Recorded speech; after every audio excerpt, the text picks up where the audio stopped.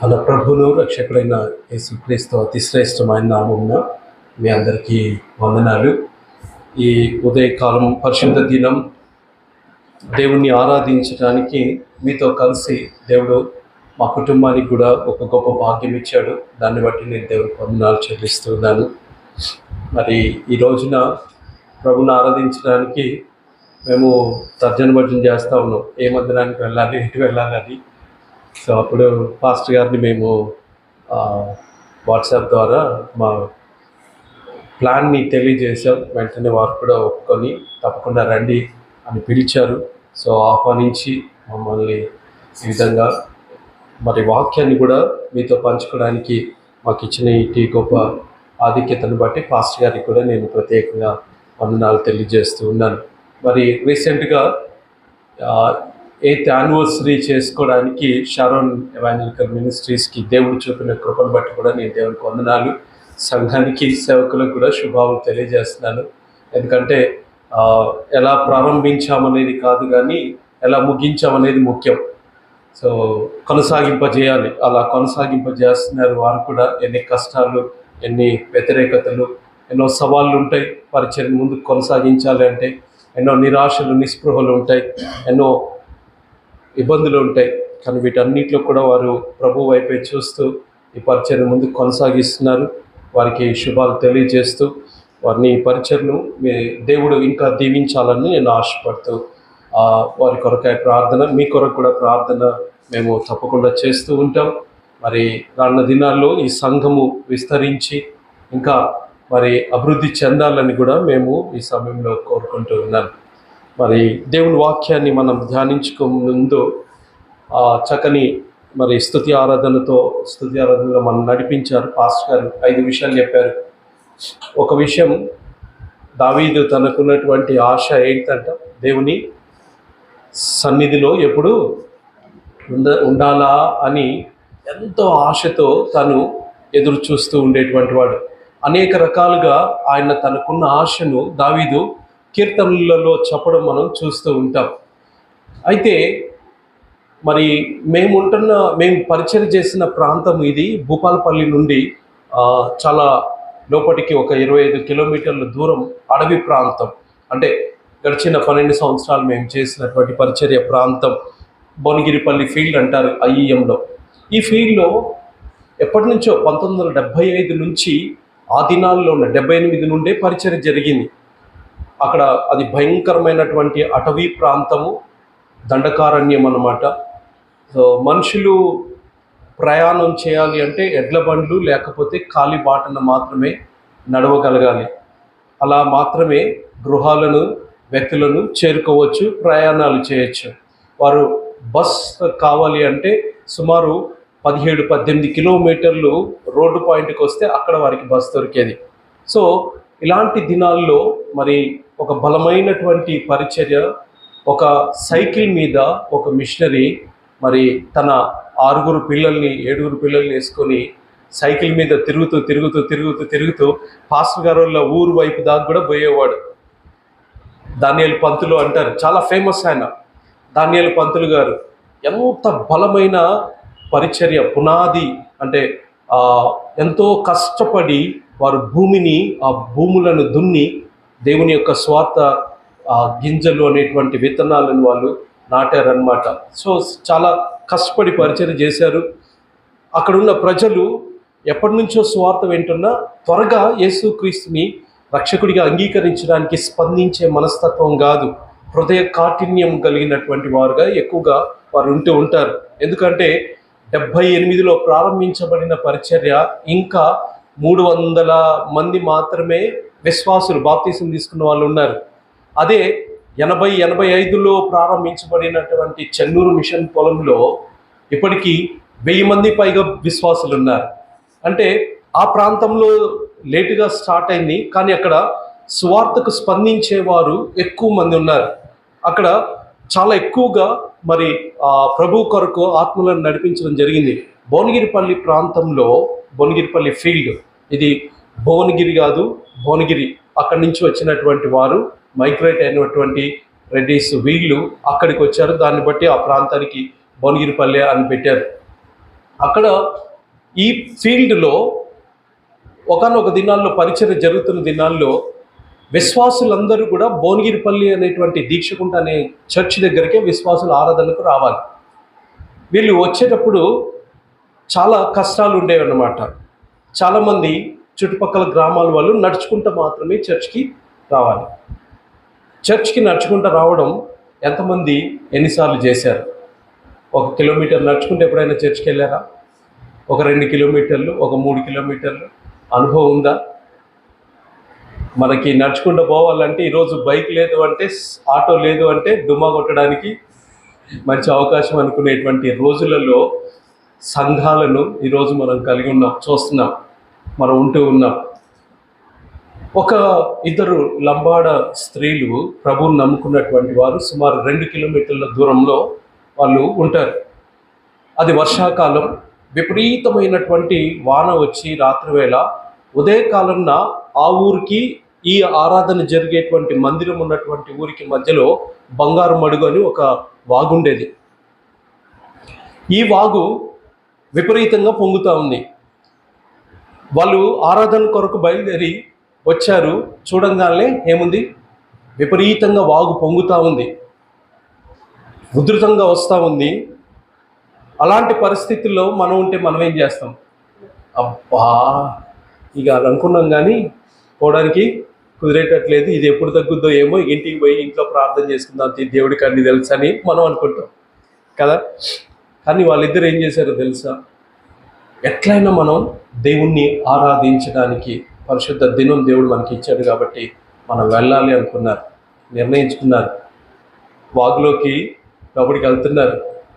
నీళ్ళు చాలా ఉన్నాయి, తడిసిపోతున్నారు. ఏం చేశారు తెలుసా?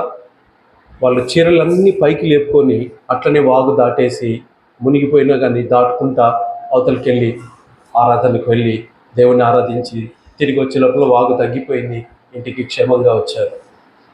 అంటే ప్రభువుని ఆరాధించడానికి వాళ్ళకు ఉన్నటువంటి పట్టుదల చూసారా? మనం ఈ రోజుల్లో ఎన్నో ఎక్స్క్యూజెస్, సాకులు వెతుక్కుంటున్నాం. మందిరానికి రావడానికి, దేవుని ఆరాధించడానికి, ఆదివారం వెళ్ళడానికి ఎన్ని సాకులు ఎత్తుకుంటున్నామో. ఎవడైనా వచ్చిందంటే, ఇంటికి వస్తుందంటే ముందే అయ్యగారు ఈరోజు మేము చర్చికి రావండి, మా ఇంటికి బంధువులు వస్తున్నారంటాం. ఎవడైనా పిలిచిందా, ఈరోజు మా ఇంటికి వాళ్ళు మమ్మల్ని పిలిచారు అయ్యగారండి, మేము ఆడికి పోతాను, ఈరోజు రాలేవండి మేము చర్చికని ఆరాధన తప్పించుకునేటువంటి క్రైస్తవులు ఉంటున్నటువంటి ఈ దినాల్లో నిజంగా అలాంటి వారు నడుచుకుంటూ ఎన్నో వ్యతిరేకతల మధ్య సవాళ్ళను ఎదుర్కొంటూ ప్రభువుని ఆరాధించడానికి వెళ్తూ ఉన్నారు. వారి కూడా ఆశ ఒకటే, మేము ప్రభువును ఆరాధించాలి, అందరితో కలిసి ఆరాధించాలి. ఇది ప్రభు ఏర్పరిచిన పరిశుద్ధ దినం కాబట్టి వారిద్దరిని ఎప్పుడు మన మనసులో పెట్టుకొని ఈరోజు నుంచి ఏది ఏమైనా పరిశుద్ధ దినం వారానికి ఒక్కసారే వస్తుంది, అవునా కదా. కాబట్టి దేవుడిచ్చిన పరిశుద్ధ దినాన్ని మనం సద్వినియోగం చేసుకుందాం. రైట్, దేవుని వాక్యాన్ని మనం ధ్యానం చేసుకునే ముందు నాదొక ప్రశ్న. యూజువల్గా నేను ఒక ప్రశ్నతోటే ప్రారంభించాలని ఆశపడుతూ ఉంటాను. నా ప్రశ్న ఏంటి అంటే, ఎందుకు అంటే వాక్యమును సరిగ్గా అర్థం చేసుకోవడానికి, దేవుని ఉద్దేశాలు సరిగ్గా అర్థం చేసుకోవడానికి ఈ ప్రశ్నలు మనకు ఎంతగానో ఉపయోగపడుతుందని నేను నమ్ముతూ ఉంటాను. ప్రశ్న ఏంటంటే, నీవు ఎవరివి? Who are you? నీవెవరు? నీ పేరేంటిదో నేను అడగట్లేదు, నీ ఊరేంటిదో నేను అడగట్లేదు, నువ్వు ఫలానా వారి కుమార్తెవా కుమారుడువా అని నేను అడగట్లేదు. నీవెవరు? ఏంటి నీ సమాధానం? చెప్పమ్మా. యేసుక్రీస్తు బిడ్డవి. Very good. జనరల్గా క్రైస్తవులు చెప్పే సమాధానం అదే. నువ్వెవరు అంటే నేను దేవుని బిడ్డను అని అంటాం కదా. ఇక్కడ ఉన్న వాళ్ళందరూ దేవుని బిడ్డలేనా? బిడ్డలేనా? మంచిది. మీరందరూ దేవుని బిడ్డలు అయితే ఒకసారి దేవుని గట్టిగా స్తోత్రం చెప్పండి. హల్లెలూయా. మంచిది, మీరందరూ దేవుని బిడ్డలే. ప్రూఫ్ ఏంటి? ప్రత్యేకించబడ్డావు. ప్రూఫ్.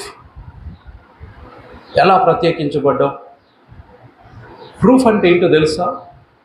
నీవు దేవుని బిడ్డనని ఎలా ధృవీకరిస్తావు, దృఢపరుస్తావు? నేను అడగట్లేదు నువ్వు బైబిల్ పట్టుకొని వెళ్తున్నావు కాబట్టి, నేను బైబిల్ చదువుతాను కాబట్టి, నేను ప్రార్థన చేస్తాను కాబట్టి నేను దేవుని బిడ్డను అని నువ్వు చెప్పాలనుకుంటే దాన్ని నేను ఒప్పుకోను. అది ఎవరు ఒప్పుకోరు. ఇది నిన్ను దృఢపరుస్తుంది అని అంటే నేను ఒప్పుకోను. ఇది ప్రూఫ్ అంటే నేను ఒప్పుకోను. ఎందుకంటే చాలామంది చేస్తున్నారు. ఎంతోమంది ఈ రోజున దేవుని బిడ్డలమని చెప్పుకుంటూ ఎంతోమంది బైబిల్ చదువుతున్నారు, ప్రార్థనలు చేస్తున్నారు. నువ్వు చర్చ్కి వస్తున్నావు కాబట్టి రెగ్యులర్గా క్రమంగా ఇది ఒక ప్రూఫా? ఏంటిది నువ్వు దేవుని బిడ్డవు అనడానికి ప్రూఫ్? నీ దగ్గర ఉన్న ప్రూఫ్ ఏంటి? రైట్, మన ప్రవర్తన. ఇప్పుడు నీ ప్రవర్తన బాగుందని ఎవరు చెప్పాలి? సర్టిఫికేట్ ఎవరు ఇవ్వాలా? నువ్వే ఇచ్చుకుంటున్నావు కదా. చాలాసార్లు మనం అదే, నేను దేవుని బిడ్డనండి, నేను మంచి విశ్వాసనండి, నేను మంచి భక్తురాలనండి, నాకు ప్రేమ ఉందండి, నాకు క్షమించే గుణం ఉందండి, నేను చాలా మంచిదన్నండి, నేను మంచోనండి, నోట్లో ఏలు పెట్టినా కొరకనండి అని చెప్పుకుంటున్నావు. నీ సాక్ష్యము 5 వయసులంతా కూడా చెల్లదు. వ్యర్థం. నీకు నువ్వు చెప్పుకునేది డబ్బా కొట్టుకోవద్దు. సాక్ష్యం నీది కాదు. ఎవరు నిర్ధారించాలి, ఎవరు దృఢీకరించాలి నీవు దేవుని బిడ్డవు అని? చెప్పండి, ఎవరు చెప్పాలా? గట్టి చెప్పండి, ఎవరు చెప్పాలి? మన చుట్టూ ఉన్నవారు. నువ్వు ఎక్కడైతే ఉంటున్నావో నీ ఇంట్లో ఉన్న వాళ్ళు. It should start from your house. నీ ఇంట్లో ఉన్న వాళ్ళు చెప్పాలి నువ్వెవరు అని, దేవుని బిడ్డవని. అలాగే నువ్వు ఎక్కడైతే ఉంటున్నావో నీ ఇరుగు పొరుగు వారు చెప్పాలా నువ్వు దేవుని బిడ్డవని. నువ్వు ఏ సంఘానికి వెళ్తున్నావో ఆ సంఘం వాళ్ళు చెప్పాలి. ఎక్కడైతే పనికి వెళ్తున్నావో, ఎక్కడైతే నువ్వు జాబ్ చేస్తున్నావో వాళ్ళు చెప్పాలి నువ్వు దేవుని బిడ్డవని. నీకు నువ్వు చెప్పడం కాదు. యేసుక్రీస్తు దీని గురించే అనేక మార్లు క్రైస్తవ జీవన విధానం గురించి ఆయన ప్రస్తావిస్తూ వచ్చాడు. ఎలా ఉండాలి? ఆయనను బాగా నమ్మి ఆయన నిజమైన దేవుడని గుర్తించి చాలా అప్స్ అండ్ డౌన్స్ మధ్య చివరికి యేసు క్రీస్తు కొరకై హతసాక్షి అయినటువంటి పేతురు కూడా ఈ విషయాల గురించి బోధిస్తూ వచ్చాడు. ఆ తర్వాత పౌలు కూడా ఇదే అంశాల గురించి సంఘాలను హెచ్చరిస్తూ ఉన్నాడు, విశ్వాసాలను హెచ్చరిస్తూ ఉన్నాడు. ఈ రోజున ఒక క్రైస్తవుడిగా దేవుని బిడ్డగా చెప్పుకునే నీకు నాకు ఉండవలసినటువంటి 5 ప్రధానమైనటువంటి లక్షణాలను, క్వాలిటీస్, క్యారెక్టరిస్టిక్స్ గురించి మనం చూడటానికి ప్రయత్నం చేద్దాం. అవి మనలో ఉన్నాయి అని అనిపిస్తే నీకు కాదు, నీ పక్కన వాళ్ళు చెప్తున్నారంటే నువ్వు నిజంగా దేవుని బిడ్డవే. నీకు ఆ సర్టిఫికేటు ఇవ్వచ్చు. ఎవరు ఇవ్వచ్చు? నీకు నువ్వు కాదు, వాక్యం మనకి ఇవ్వాలి. రైట్. పేతురు తను రాసిన మొదటి పత్రిక 3వ అధ్యాయము 8వ వచనం. పేతురు రాసిన మొదటి పత్రిక 3వ అధ్యాయం 8వ వచనం. ఎవరైనా ఒకరు చదవండి. తుదకు చదవండి.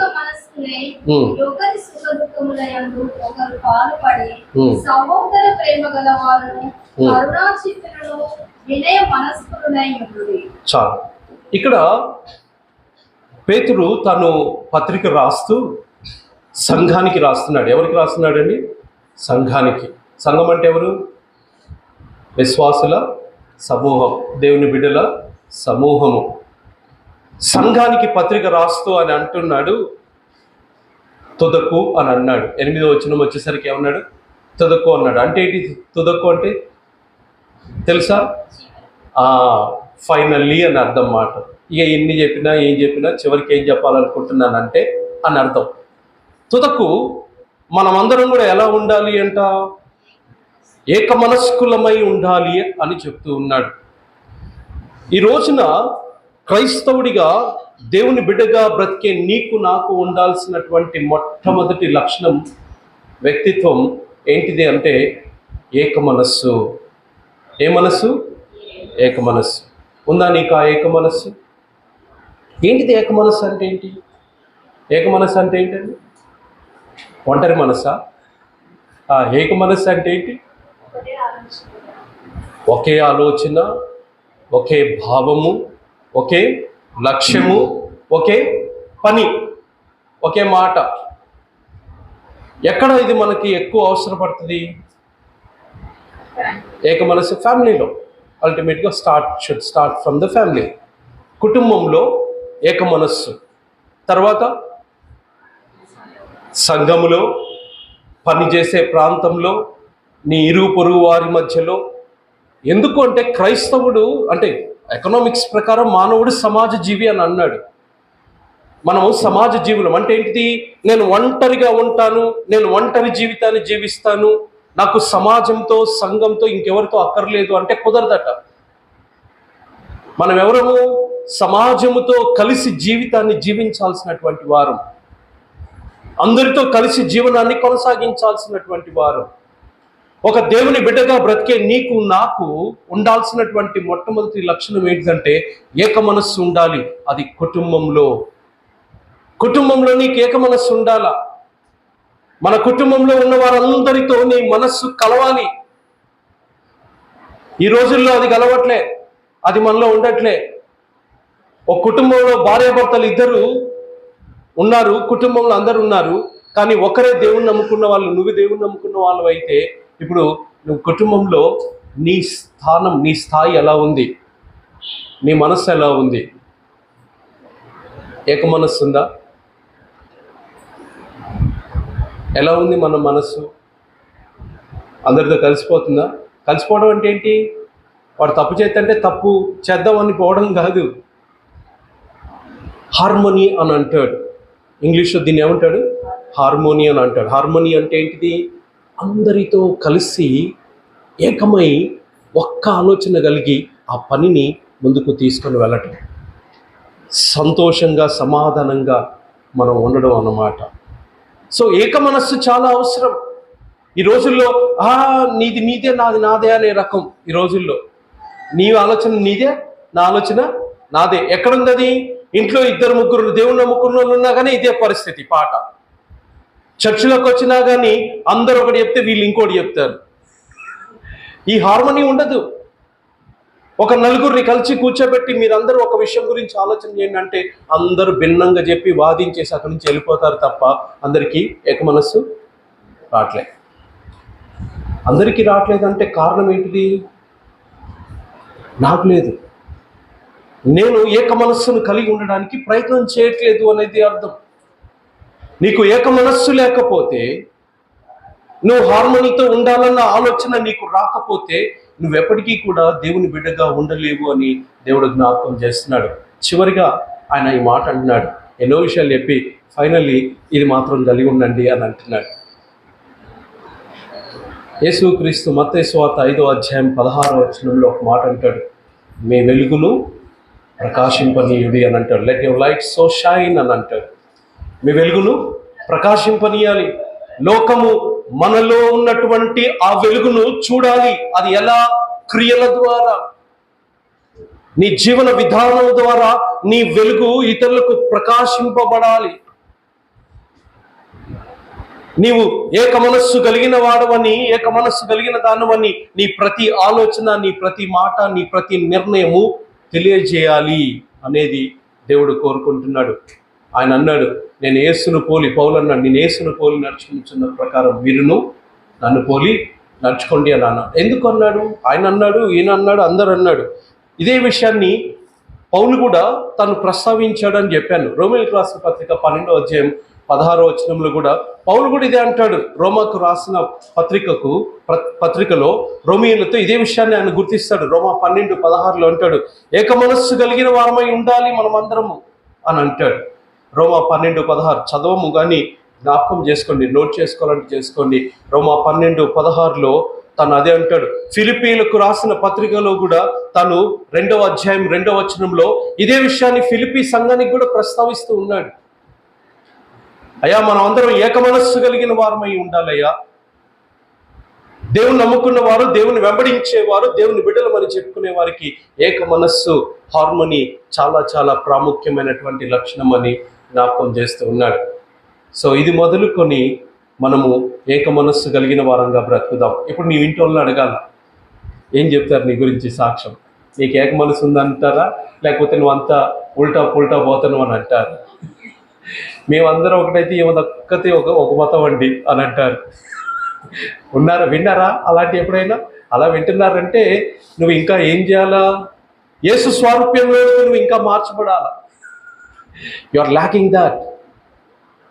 అంటే యేసుక్రీస్తుని ఇంకా నువ్వు పూర్తిగా తెలుసుకోలేదు.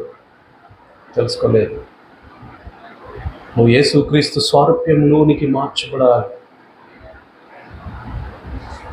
ఎంతోమంది దైవజనులు ఈ రోజున ఈ అంశాల గురించి బోధిస్తున్నారు. సంఘానికి అవసరం మ్యాటర్. నేను ఇప్పుడు ప్రీచర్నని, నేను ఒక మిషనరీనని, మేము పాస్టర్లమని ఇది మాకు వర్తించదా అంటే మాకు కూడా వర్తిస్తుంది. Everyone should have that. Every child of God should have that harmony అనేటువంటిది దేవుడు జ్ఞాపకం చేస్తున్నాడు. ప్రతివాడు కూడా ఏక మనస్సు కలిగి ఉండాలని దేవుడు జ్ఞాపకం చేస్తున్నాడు. ఇది మొదటి విషయం. రెండవ విషయం ఆయన ఈ 8వ వచనంలోనే చెప్తూ ఉన్నాడు. ఏమన్నాడు? ఒకరి సుఖ దుఃఖముల యందు ఒకరు ఏమవ్వాలంట? పాలు పొందాలి అని అంటున్నాడు. రెండవ లక్షణం ఏంటో తెలుసా? ఒకరి సుఖ దుఃఖముల యందు ఒకరు పాలు పడుట అని అంటే ఏంటంటే, మనము ఒకరి పట్ల ఒకరికి ఏమని కలిగి ఉండాలట? సింపథెటిక్ అని అంటే వారి పట్ల ఏమంటాము, అయ్యో పాపం అనేటువంటి ఒక ఏమంటాం, జాలి అనకూడదు, కానీ సింపథెటిక్ అనేటువంటిది ఇన్ యాక్షన్స్ అన్నమాట. అంటే ఏంటిది? క్రియలలో కూడినటువంటి ఒక ఇన్వాల్వ్మెంట్. అంటే వారితో పాటు మనము వారి సుఖ దుఃఖాలలో పాల్గొనేటువంటి ఒక లక్షణం మనకు ఉండాలి. అంటే క్రైస్తవులకు బాగా, అంటే దేవుని నమ్ముకున్న వాళ్ళకి బాగా నచ్చింది ఏంటంటే, ఎవడైనా బాగా దుఃఖంలో ఉందంటే ఏం కాదు తీ, ధైర్యంగా ఉండు అని అంటాం. దేవునికి తోడుగా ఉంటాడు తీ అని అంటాం. ఏది ఈజీ? చెప్పడం ఈజీయా? ఆ కష్టంలో వారితో పాటు వారికి మనం తోడుగా ఉండడం ఈజీయా? అంటే ఈ రోజుల్లో మనం చేసేది ఎక్కువ ఏంటిది? చెప్పడమే. ఒకరికి కష్టం వచ్చింది, ఒకరికి దుఃఖం వచ్చింది, ఒకరికి ఒక అవసరత వచ్చింది, వారంటూ ఒక అవసరతలో ఉన్నారు. ఫర్ ఎగ్జాంపుల్, మన చర్చిలో ఉన్న వాళ్ళే, మన చుట్టుపక్కల ఉన్న వాళ్ళే, మన కుటుంబ సభ్యులే ఎవరో ఒకరు డబ్బు అవసరం పడింది అనుకోండి. ఇప్పుడు నీ దగ్గర ఉంది డబ్బు, ఏం చేస్తావు? పోయి ఏంగా తీ, ప్రార్థన చేసుకో, దేవుడు నీకు ఇస్తాడు తీ అని చెప్పేసి వస్తావు. ఎందుకు? అది మనకి ఈజీ కదా. చేతులు దులుపుకోవడానికి, చేతులు కడుక్కోవడానికి చాలా ఈజీగా ఉంటుంది. కానీ ఇక్కడ దేవుడు ఏమంటున్నాడు తెలుసా? ఒకని సుఖ దుఃఖములలో మీరు పాలు భాగస్తులై ఉండాలి. అంటే ఏంటిదో తెలుసా? నువ్వు వెళ్ళి మాటలు చెప్పేటువంటి క్రైస్తవుడిగా ఉండదు, కానీ నువ్వు వెళ్ళి నీ చేతనయ్యేంత వరకు నువ్వు కొంత సహాయం చేసి అప్పుడు బయటికి రా. వాళ్ళు ఏమనుకుంటారో తెలుసా? అబ్బా, దేవుడు చూసినా ఎంత గొప్ప దేవుడో, అక్కను పంపించిండు, ఈ అన్నను పంపించిండు, దేవుడు నా కష్టంలో నాకు సహాయం చేశాడు. నిన్ను చూడరు వాళ్ళు. ఎవరిని చూస్తారు? దేవుని చూస్తారు. అందుకే మత్తయి 5:16 అంటున్నాను, let your light so shine before the men అని అంటాడు. వారి ఎదుట మీ వెలుగును ప్రకాశింపనీయుడి. ఎలా? సత్క్రియలు కనబడాలి. అంటే మనము ఒక కష్టంలో, ఒక దుఃఖంలో, ఒక బాధలో వారితో పాటు వారికి ఉన్నటువంటి ఆ బాధను, కష్టాన్ని మనం కూడా భరించే వారముగా, దాంట్లో పాలి భాగస్థలం వారమై ఉండే వాళ్ళంగా ఉండాలని దేవుడు జ్ఞాపకం చేస్తున్నాడు. ఉందా అనుభవం? అది చేస్తున్నావా? ఒకరు సంతోషం కలిగితే వెళ్ళి వాళ్ళ సంతోషంలో పాలు పంచుకుంటున్నావా? మనకి కుళ్ళు, వాడు బాగుపడ్డాడంటే, వాడు సంతోషంగా ఉన్నాడంటే, వాడు మంచి ఇది చేసుకుంటాడంటే, మనం చేసుకోలేదని వాడు చేసుకుంటాడని, వాడు గొప్పోడు అవుతాడని మనకేమొస్తుంది? కుళ్ళు, ఈర్ష. ఈ చూడు ఒకటే బాగా ఎక్కువ చేస్తున్నారంటారు. ఇది కాదు కావాల్సింది. వెళ్ళు అతనితో పాటు సంతోషంగా, అతనితో పాటు ఆ కుటుంబంతో పాటు let us also celebrate, let us also share our Joy with them. ఆ సంతోషాన్ని, ఆనందాన్ని వారితో కలిసి పంచుకుందాం. ఆ దుఃఖంలో వారితో కలిసి ఉందాం. ఇది నువ్వెవరువో తెలియజేస్తుంది. మేము యూపీలో ఉన్నప్పుడు ఉత్తరప్రదేశ్లో పరిచయం జరిగిస్తున్నాం. మారుమూల ప్రాంతం. అక్కడ మేము ఒక్కరమే తెలుగు వాళ్ళం. చుట్టుపక్కల ఎవరు, కొన్ని జిల్లాల్లో కనుచూపు మేరలో కూడా మనకి ఎవరు వేరే వాళ్ళు తెలుగు వాళ్ళు కనపడరు, సౌత్ ఇండియా వాళ్ళు కూడా కనపడరు. కానీ డిస్ట్రిక్ట్ హెడ్ క్వార్టర్లో క్రిస్టియన్ హాస్పిటల్ ఉంది. హాస్పిటల్లో యేసుక్రీస్తుని నమ్మినటువంటి డాక్టర్స్ వారి ఉద్యోగాలు, ఉన్నతమైన చదువులు అన్నిటినీ పక్కన పెట్టి సేవా దృక్పథంతో వచ్చి ఇక్కడ డాక్టర్స్గా వాళ్ళు వర్క్ చేస్తున్నారు, సేవ చేస్తున్నారు, సర్వీస్ చేస్తున్నారు అన్నమాట. సో మాకు మారుమూల ప్రాంతం, చాలా ఇబ్బందులు ఉండేవి, చాలా కష్టాలు ఉండేవి, చాలా అవసరాలు ఉండేవి. కానీ ఎవరితో పంచుకోలేము, ఎవరు కూడా మనల్ని ప్రేమ చూపించే వాళ్ళు ఎవడు మనకి దొరకరు. సో ఇలాంటి సందర్భాల్లో ఒక రోజున ఏం జరిగిందంటే, మా ఇంటి ముందు ఒక పెద్ద మర్డర్ జరిగింది మా కళ్ళ ముందే. ఆ మర్డర్ జరిగిన తర్వాత అందరు పారిపోయారు, మేము ఒక్కళ్ళే ఉన్నాం. అది మా మీదికి తిరగబడుతుందేమో అని చెప్పేసి అందరు అన్నప్పుడు మేము తలుపులు వేసుకొని బయట నుంచి తాళం వేసుకొని ఇంట్లో పెన్ డ్రాప్స్ సైలెన్స్తో ఒక నైట్ అంతా గడిపాం. ఎందుకంటే మేము ఇంట్లో ఉన్నామని తెలిస్తే ఆ రోజున అటాక్ జరిగే అవకాశం ఉంది. చంపబడిన వ్యక్తి నుండి, పోలీసు వాళ్ళ నుండి కూడా మాకు లేనిపోని టార్చర్ ఉండే అవకాశం ఉంది. ఏం చేయాలో అర్థం కాలే. అలాగే ఇంకొక ఈవినింగ్ దాకా ఉండిపోయాం. ఒక నైట్ అయిపోయింది, రెండో ఈవినింగ్ దాకా ఉన్నాం. అలా రెండో రాత్రి కూడా గడిచిపోయింది. అస్సలు బయటికి కూడా వెళ్ళడానికి లేదు, అంత నిర్మానుష్యం. ఎందుకంటే అది ఒక పెద్ద హత్య, అది చాలా సెన్సేషన్ అయిపోయింది. సో రెండో రోజు తర్వాత ఇక్కడ ఉంటే బాగుంటుందని చెప్పేసి మనం చిన్న బ్రేక్ తీసుకుందాం, ఎవరు రానప్పుడే టకటక ఎర్లీ మార్నింగ్ లేచి వెళ్ళిపోదాం అని చెప్పేసి నేను ఏం చేశానంటే, మేమందరం కలిసి వెళ్ళిపోయి ఆ హాస్పిటల్కి వెళ్ళాం. హాస్పిటల్కి వెళ్ళిన తర్వాత వాళ్ళు అన్నారు, ఏంటి చాలా రోజుల నుంచి కనపడట్లేదు ఏంటిదని అంటే, నేను అన్నాను ఇట్లా ఫలానా ఇన్సిడెంట్ జరిగింది, కొంత ఇబ్బంది ఉంది, అందుకే మేము బయటికి రావట్లేదు అని అన్నాను. అన్న తర్వాత వాళ్ళు చాలా షాక్ అయ్యి, ఒక ఆయన ఎవరైతే హాస్పిటల్ మెయింటెనెన్స్ ఇన్ఛార్జ్ ఉన్నాడో ఆయన వెళ్ళి ఈ విషయాన్ని ఒక డాక్టర్ గారికి చెప్పింది. ఆ డాక్టర్ గారు నన్ను పిలిచింది. ఆమె gynaecologist, both of them are from Kerala, వాళ్ళిద్దరు డాక్టర్స్. ఆమె అన్నది, విజయ్ నేను ఇట్లా విన్నాను, ఏంటిది అంటే, ఇదే సిస్టర్ అంటే, అరే అవునా, ఎంత కష్టంలో ఉన్నారు మీరు, మా దగ్గరకు వచ్చి కొన్ని రోజులు మాతో ఉండొచ్చుగా, మా ఫెలోషిప్ని ఎంజాయ్ చేయొచ్చుగా అని వాళ్ళ ఇంటికి పిలిచి ఇంట్లో మమ్మల్ని 2-3 days ఉంచుకున్నాం. యూనో, ఇది సుఖ దుఃఖములందు పాలు పంచుకోవడం అంటే. ఉన్నామా మనం వల్ల? ఆ దినాల్లో మాకేమనిపించింది తెలుసా? ఎంత ధైర్యం అనిపించిందో, ఎంత ధైర్యం అనిపించిందో. మాకు ఈ రోజు వరకు కూడా వాళ్ళలో దేవుడు కనబడతారు. వాళ్ళు దేవుడు అంటల్లా. No, we could see God in their deeds, in their lifestyle. మనలో చూస్తున్నారా? మనలో ఇంకా మనమే పెద్ద భూతంలాగా, దయ్యంలాగా కనబడుతున్నాం కదా. జనాలకు, మన బంధువులకు ఎలా కనబడుతున్నాం మనం? ఓ భూతం, దయ్యంలాగానే మనలో మనమే కనబడుతున్నాం. మనలో మనం కనబడుతున్నాం అంటే ఎవరు కనబడుతున్నట్టు? భూతమే. క్రీస్తు కనపడాలి, మన క్రియలలో అది వ్యక్తపరచబడాలి.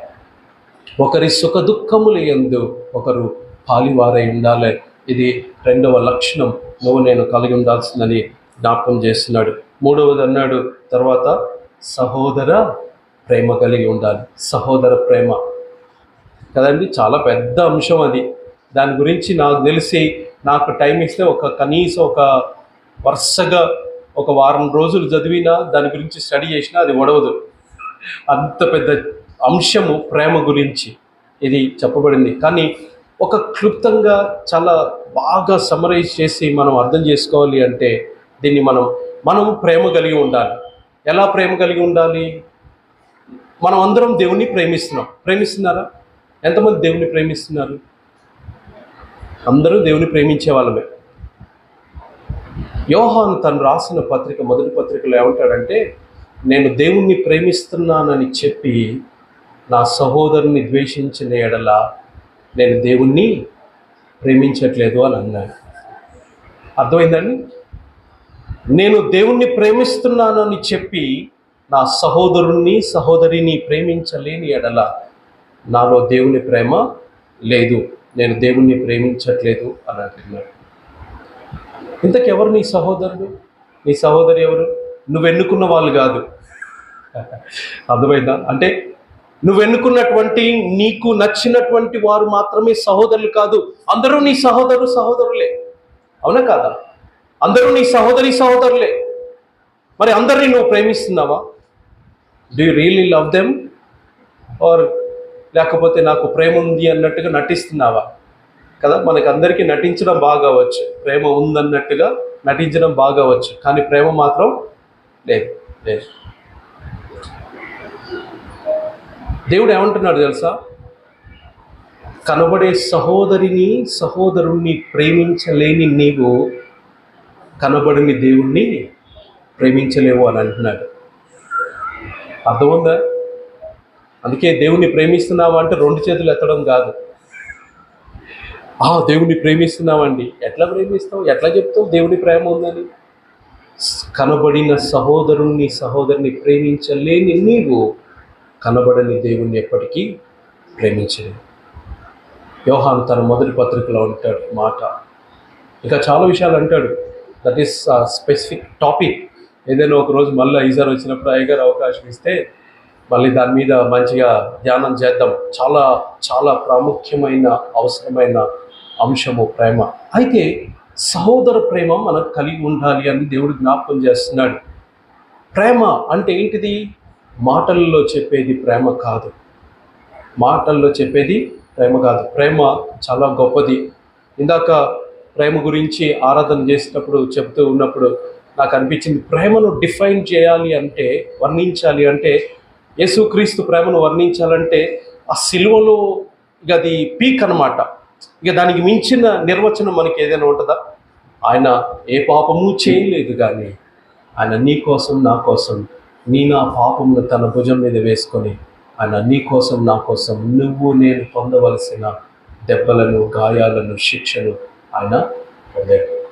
ఆయన శిక్షింపబడుతూ క్షమించాడు, ప్రేమించాడు. అది దేవుని ప్రేమ. ఇలాంటి ప్రేమ మనం కనబరుస్తున్నామా? నిన్ను ద్వేషించే వారిని, నిన్ను దూషించే వారిని నువ్వు ప్రేమిస్తున్నావా? నీ చుట్టూ ఒక 100 మంది ఉన్నారు అనుకోండి. 100 మందితో నువ్వు రెగ్యులర్గా ఉంటున్నావు. మేబీ అది మీ ఫ్యామిలీ అయి ఉండొచ్చు, మీ రిలేటివ్స్ అయి ఉండొచ్చు, మీ ఇరుగు పొరుగు వాళ్ళు అయి ఉండొచ్చు. కానీ వారిని నువ్వు ఎలా చూస్తున్నావు? ఆ 100 మందిలో నువ్వు ఒక 90 మందిని ప్రేమించి ఒక 10 మందిని మాత్రమే నువ్వు ప్రేమించలేవు, వారిని క్షమించలేవు, అసలు వారి పేరే అతడు నీకు ఇష్టం లేదనుకోండి. ఇప్పుడు నీలో ప్రేమ ఉందా? 90 మందిని ప్రేమించావు కాబట్టి నువ్వు ప్రేమ కలిగిన దానివేనా? ఇంకొక అడుగు లోపలికి పైకేద్దాం. 99 మందిని నేను ప్రేమించగలుగుతున్నాను, కానీ ఒక్కరిని మాత్రం నేను ప్రేమించలేకపోతున్నాను అని అంటే నీలో ప్రేమ ఉన్నట్ట? ఆ ఒక్కడే నీకు ప్రేమ లేదని నీ గురించి సాక్ష్యం చెప్పే అవకాశం. సో కాబట్టి అందరినీ ప్రేమించాలి మనం. ఎవడు కూడా మనకి శత్రువులుగా ఉండడానికి వీల్లేదు, ఎవరిని కూడా మనం ద్వేషించడానికి వీల్లేదు. అందరినీ ప్రేమించాలి, ప్రేమ కలిగి ఉండాలి. అందుకే కొరింథీయులకు రాసిన తన పత్రికలో, మొదటి పత్రికలో పౌలు 13వ అధ్యాయంలో చాలా గొప్ప విషయాలు చెప్పాడు. 14వ వచనంలో అంటాడు, 14వ అధ్యాయం 1వ వచనంలో అంటాడు, ప్రేమ కలిగి ఉండుటకు ప్రయాస పడుడి అంటాడు. ఎందుకు ఒక విశ్వాసకి అవసరమైనది 3 అంటాడు 13వ అధ్యాయం లాస్ట్ వచనంలో. కాగా విశ్వాసము, ప్రేమ, నిరీక్షణ అని ఈ 3 నిలుచును, వీటిలో శ్రేష్టమైనది ప్రేమయే. కాబట్టి 14వ అధ్యాయం 1వ వచనంలో ప్రేమ కలిగి ఉండుటకు ప్రయాసపడుడి అని అంటున్నాడు. ఎవరిని అంటున్నాడు ప్రేమ కలిగి ఉండి ప్రయాసపడమని? గుంపులో గోవిందానికి కాదు. అది ఎవరికోలేండి అని అనుకోవద్దు. ఎవరికి? నాకే, నీకే. మనకు అవసరం. We need that God's love. మనం ఆ దేవుని ప్రేమను ఇతరులకు పంచాలి, చూపించాలి. మరలా మత్తయి 5:16, నీ వెలుగు అందరికీ, నీలో ఉన్న వెలుగు అందరికీ ప్రకాశింపబడాలి. Let your light so shine అనే మాటను జ్ఞాపకం చేసుకున్నాం. నాలుగో విషయం అక్కడే ఉంది. సహోదర ప్రేమ కలిగి ఉండాలా. ఆ తర్వాత ఏమన్నాడు? కరుణాచిత్తులు అయి ఉండాలి అని అన్నాడు. కరుణాచిత్తుడు అని అంటే బీ కంపాషనేట్ అనేటువంటి మాట. ఇంగ్లీష్లో దాన్ని ఏమంటారంటే కంపాషనేట్ అన్నాడు. కరుణాచిత్తుడు, కరుణ కలిగిన వారై ఉండాలి మనం అని అంటున్నాడు. అంటే మనకేముండాలంట?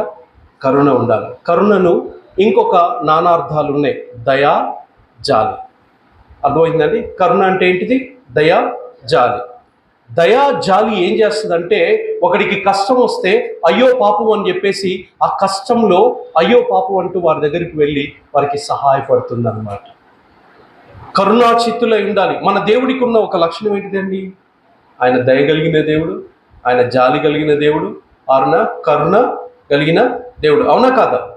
మరి నువ్వు కూడా ఆయన్ని వెంబడించే నీవు, ఆయన బిడ్డవైన నీకు నాకు ఏముండాలా? కరుణ ఉండాలా. కరుణ ఉందా? ఎట్లుంది తెలుసా? ఎవరికైనా ఏదైతే సంకల్పం బాదుకునే రకం, మజ్జిగ ఎదురా అని, అటనే కావాలా అనుకునే రకాలు మనం. ఎక్కడుంది కరుణ? ఉందా? ఎన్నిసార్లు అనుకున్నాం? ఒకడికి కష్టం వస్తే, ఒకడికి నష్టం వస్తే, ఒకటి రోగం వస్తే, వాడు కూలిపోతుంటే ఎన్నిసార్లు సంతోషపడ్డా? ఉందా? బయటికి కనపడవు, కళ్ళు అప్పుడు మాత్రం అటనే కావాలి తీ, ఎవడైనా అన్నగానే అటనే కావాలి తీ అని అంటున్నాడు. ఎక్కడుందండి మనకి కరుణ? ఉందా? కరుణ ఉందా? కరుణ కలిగిన వారంగా ఉండాలి. నువ్వు ఎప్పుడైతే కరుణ చూపిస్తావో, కరుణ దయా జాలి నీలో ఉంటుందో, చూస్తారో, అప్పుడే వారందరూ కూడా నేను దేవుని బిడ్డవని గుర్తించగలరు.